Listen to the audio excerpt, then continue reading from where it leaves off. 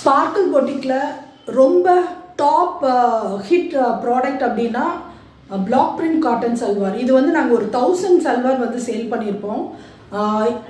இதோட என்ன யூனிக்னஸ் அப்படின்னு பார்த்தீங்கன்னா 100% பியோர் காட்டன். இது வந்து ஈரோட்லேருந்து ஃபேப்ரிக் மட்டும் போகுது.